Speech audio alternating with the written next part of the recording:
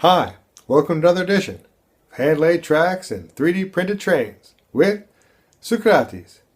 Today we're taking a look at how to build your own straight track and print your own tie beds.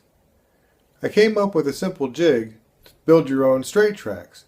It's set up as a siding, and every 5 ties is a copper PCB cross tie. And in the end, when you build it, you'll end up with a copper and rail skeleton. And the only thing you need to complete it is a 3D printed tie bed. The two fit together perfectly. The two fit together perfectly, and you then glue them. I use Plyo Bond, but any contact cement should work. The jigs themselves are at this point 3D printed. The idea was to make them out of aluminum on my CNC machine, but the 3D printed ones work pretty well, and I'm constantly still changing and evolving them. Included is one that's a slightly wider rail and another one with a slightly narrower rail, so depending on the quality of your printer, if you have a really good and accurate printer, the narrow rail will probably work a bit better.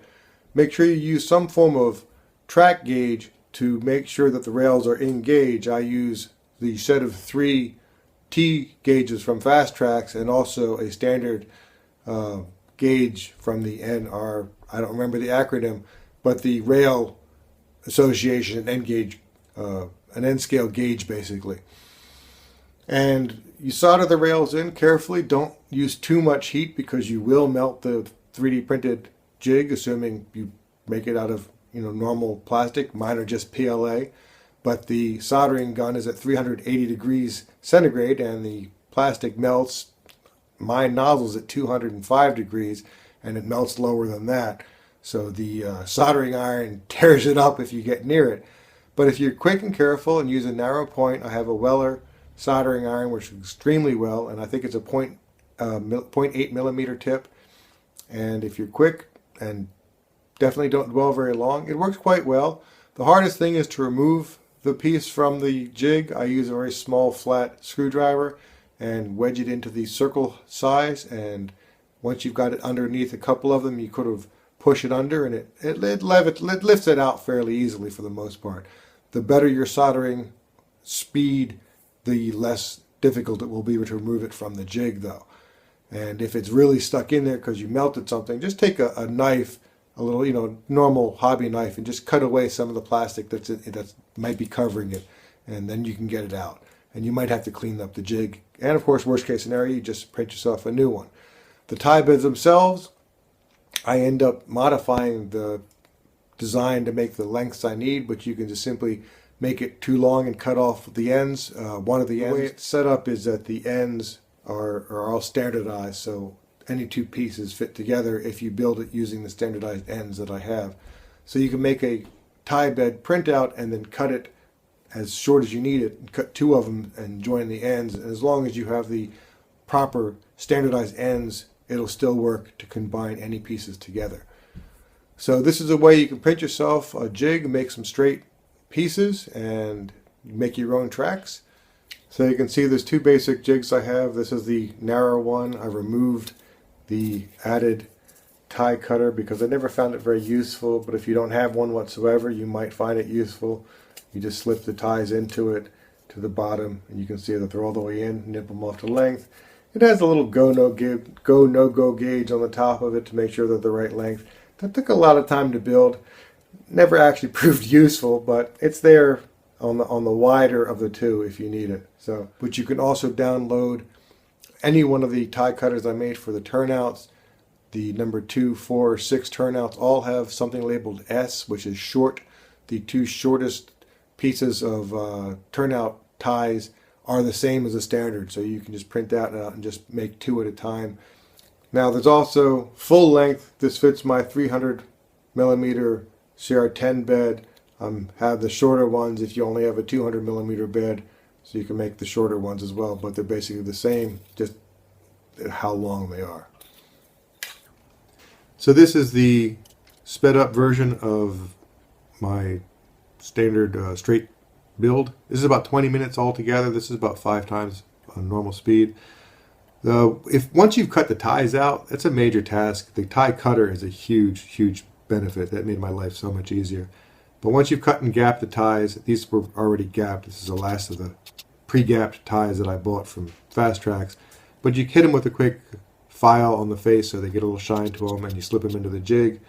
And then in this case, I was making a very specific piece of track. It doesn't have two ends, it just has the one set of ends on it, so I had to make sure it was in the right place.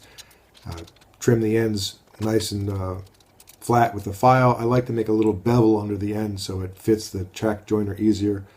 And then you just basically slide the ties into the jig in the robber place and put the rails on top of it. I have a little box I just recently made for my clamps, etc. I snap on a few of my clamps. Using my little flat screwdriver, I push the ties all the way down to the square edge. There's sort of a circle side and a square side. Push them all the way down to the square side so they're lined up. It also makes it easier to get it out afterwards using the circle side as a sort of a pry entry. And then I use the Weller soldering iron. It's a really fantastic iron. I solder at 380 degrees centigrade. I basically put a teeny bit of solder on the tip of the iron just so I have a little bit of a adhesion spot for the solder to flow onto the piece. Otherwise, sometimes the solder will just ball up on the soldering iron tip. And then I just add a little bit of solder, get a little bit of a fillet. I take off the iron so I can put my hand on top of the T gauge and press down, and then put the heat back onto it, liquefy the solder, push down for just a moment. Try to do this as quick as possible because you will melt the plastic jig. It's just a simple PLA plastic is what I printed out anyway. And then I do one side, making sure they're all nicely lined up, and then I flip the jig around. I used to do from both sides, the other side, but it's easier to do it from the one side. You can be a little bit more highly proficient with it. Your accuracy is better. So go through and use the T gauge to make sure everything's engaged, and you press it down to make sure it's nice and strong, nice and tight. And just like that, I have a nice piece of straight track. I check it with my little piece of train coupler, and like I say, you slide that screwdriver in underneath it and just sort of pry a couple of them up, hold it with your finger, and then you can slip it underneath it and it should pop out. I got the double Y to come out, and I was really worried about that one. But again, the better you do your soldering, the quicker, the better it comes out. If you have to, you can chop away a little bit of plastic. And then using the standardized ends, it makes the job of joining the tracks really quick and easy because you just chop off the end based on the standardized tip. Again, file down that end a little bit, put a little bevel underneath it on the side so a joiner goes onto it properly. And in this case, because it's a straight end, I had to make both ends flat. Make sure it's going to hook up to a normal piece of track so it's the ends are nicely set up. I just chop off the piece of 3D printed tie bed, in this case to length, and ready for the plyo bond, which is what I'm using as a contact adhesive. I couldn't find it in Europe, so I actually mailed it from the US, but for me it works fantastically. I don't need that much of it. I tend to mark on the rails where I shouldn't put the plyo bond because I've made that mistake in the past. You want to leave the little tips empty and the one rail sticks out into the air, so you definitely don't want glue on that. You glue both the rail side and the 3D printed side. Give it about 20 minutes to dry. Once it's no longer shining, etc., you just sort of stick them together. That's a major thing. I have an 18 gauge piece of solid wire I put through the plyo bond tip, and it's the only way to keep that thing from clogging. And when you use it the next time, you basically spin the tip and it pulls it all out, comes off nice and clean. Put some weights on top of it, and there you go. Wait till the next day and it's done. If you like the thing, please like it on Thingiverse, and if you do something with my designs, I'd love to see what you created, so please link anything you made to it. And see you again next time soon, and probably do an update shortly because I'm finally going to glue down my foam and try to paint it. So hopefully by the time you see this, that'll look a little bit better. Thanks for watching. I told you it was going to get dark soon. I don't lie.